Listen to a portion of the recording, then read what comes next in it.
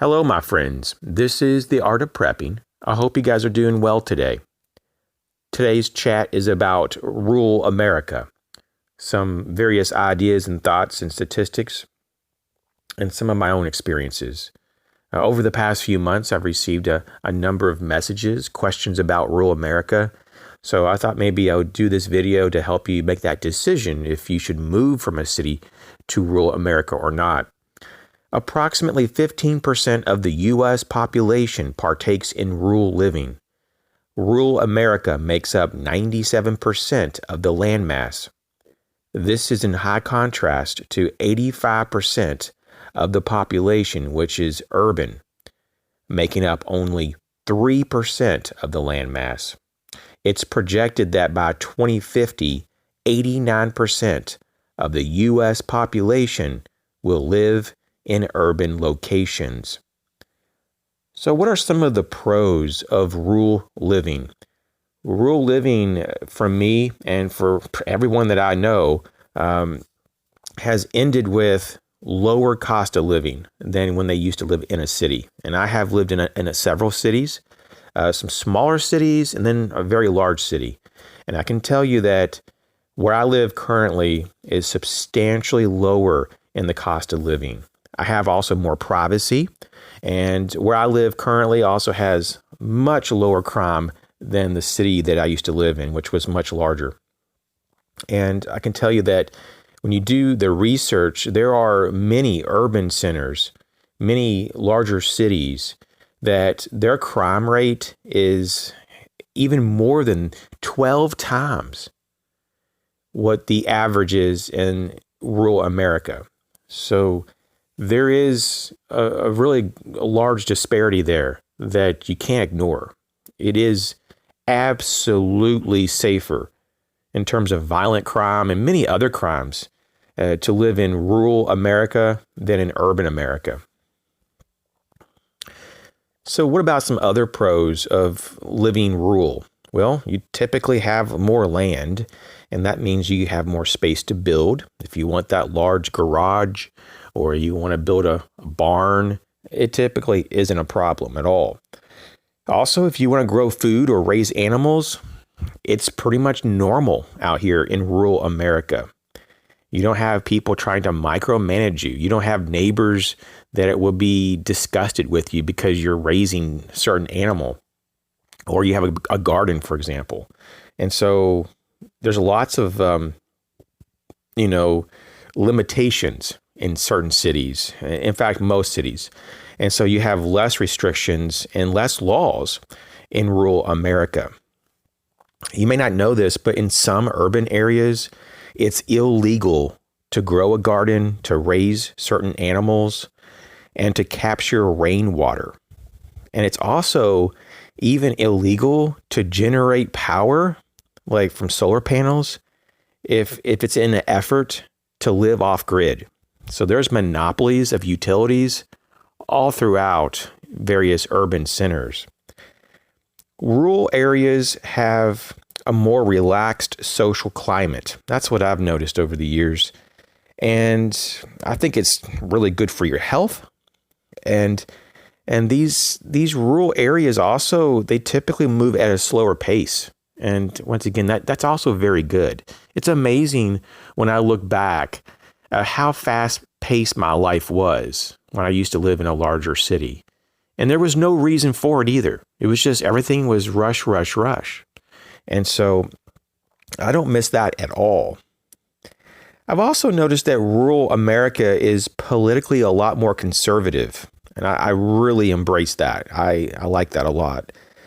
Also, rural America has less light, noise, and air pollution. It's very obvious when you're out here, especially if you're 50 to 100 miles from a large city. You really notice that, wow, you can see the stars in the Milky Way at night. You can sleep and you don't have to hear cars go by, and it's just dead quiet. I mean, you're going to probably have crickets and frogs possibly, but really it's soothing noise if you want to call that noise. It's more like songs of nature. And air pollution, yeah, where I live, man, it's pretty clean out here. I mean, the air is very, very clean.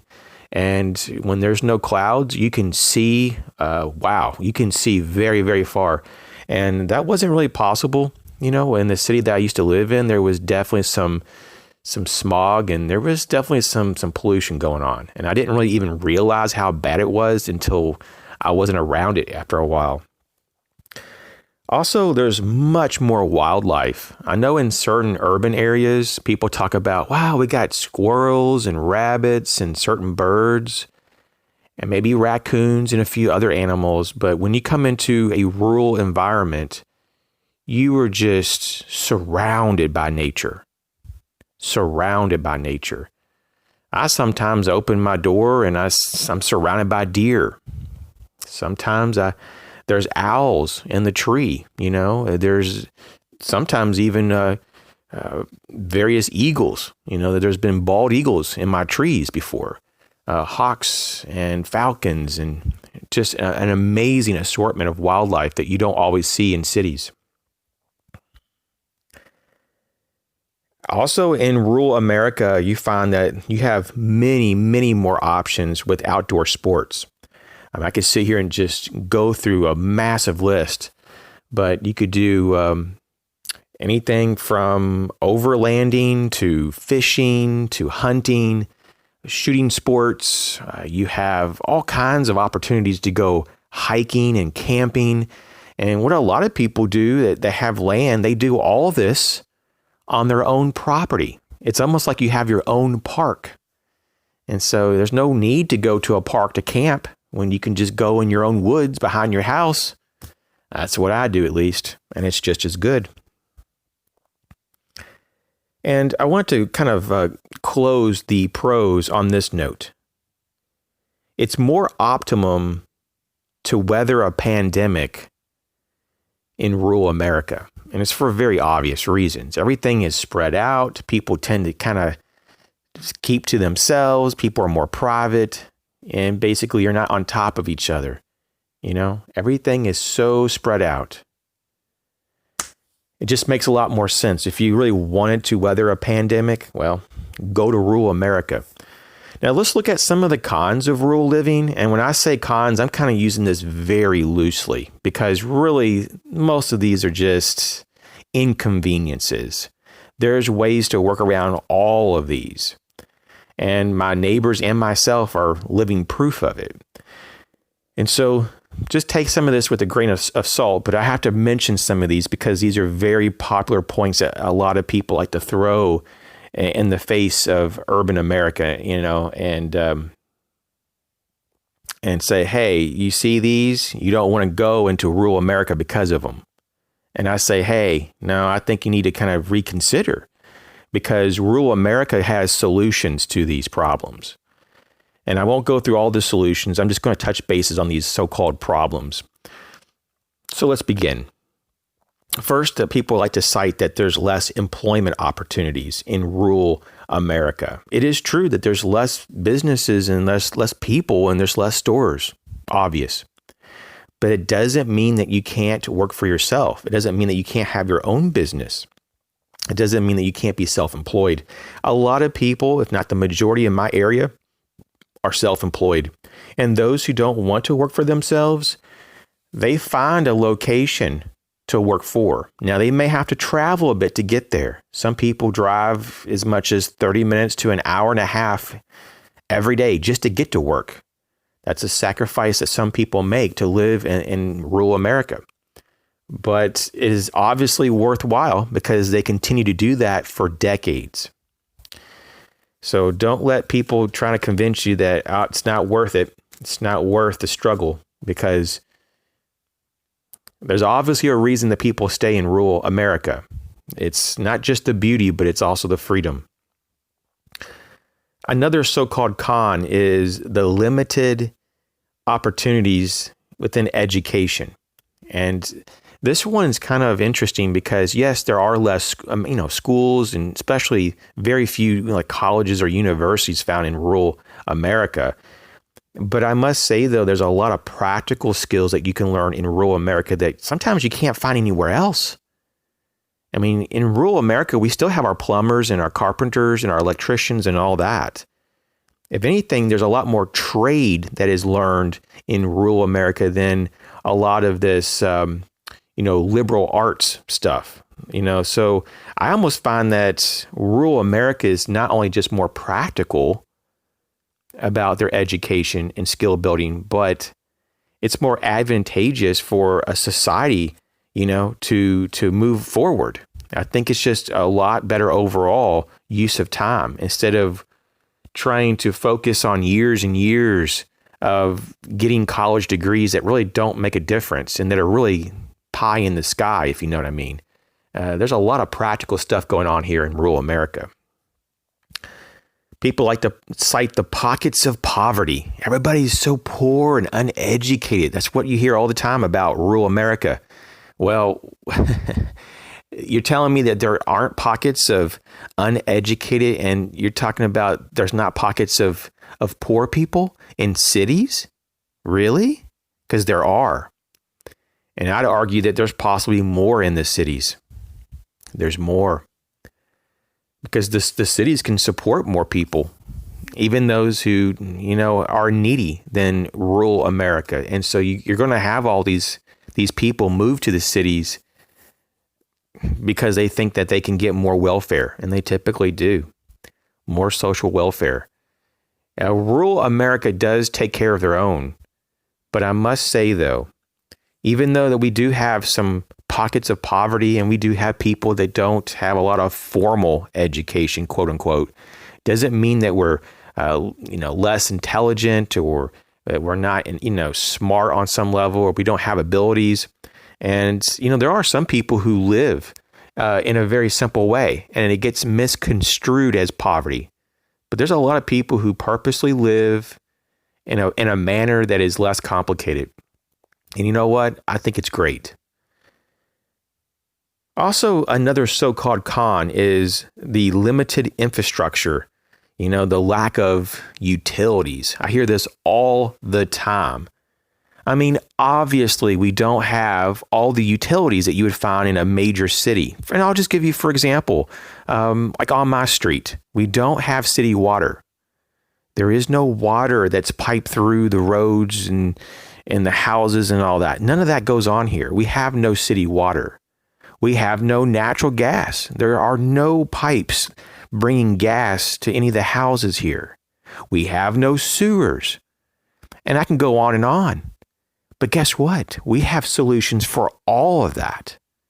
And I won't go into boring detail. I'm sure you can figure this out, but there are multiple solutions for every one of those and many more so-called problems. So don't be swayed by the whole fear tactic that, well, there's nothing out there. You're never going to be able to survive. Well, we're doing just fine, and a lot of us are thriving. And the last so-called con that I want to bring up for those supposedly that are living in rural environments, rural living, is that we have longer travel distances. Now, I will agree on this one. That's a fact. It's pretty obvious, but I'm not even sure why it's such a big deal.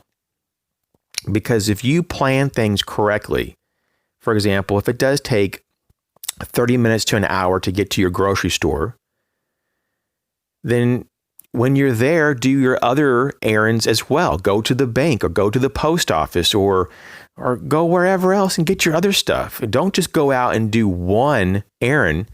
Don't just go out and do one thing. Go out and do everything when you go out. And so when you come back, you don't have to go out for another week or two, right?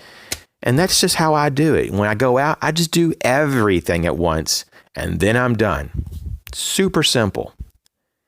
And, also when people talk about rural America, they act like that it's like in the middle of nowhere, in the middle of a desert or in the middle of a mountain range or in the middle of the woods that no one's ever been before. And it's really far from the truth. I mean, when you look at the definition of rural, it's just not an urban center. It's just not a location that's been urbanized. And so just right outside of a city limits or just right outside of a suburban area, you may have a rural area, but it has quick and immediate access to that city or town's resources. So in a lot of cases, people live in so-called rural areas, but they're only like 5 or 10 minutes drive from, a fully stocked, full service grocery store, for example, or even more. You might be right in the, in the middle of everything in just 10, 15 minute drive. So it's really interesting. Now, on the flip side, there are some areas in America that it can take hours to get to the nearest town or city. And so you have to figure out what is best for you. What is, your needs, and how far do you want to be out? Because, once again, rural America varies greatly. And if your tolerance is low, maybe you just live on the outskirts of a town or city. But if your tolerance is high and you want maximum privacy and maximum adventure, then maybe you want to be that person that lives an hour and a half, 2 hours or more out from the nearest town or city. It's totally up to you. But I do want to thank you for your time and thank you for your support. Thanks for watching. Catch you later.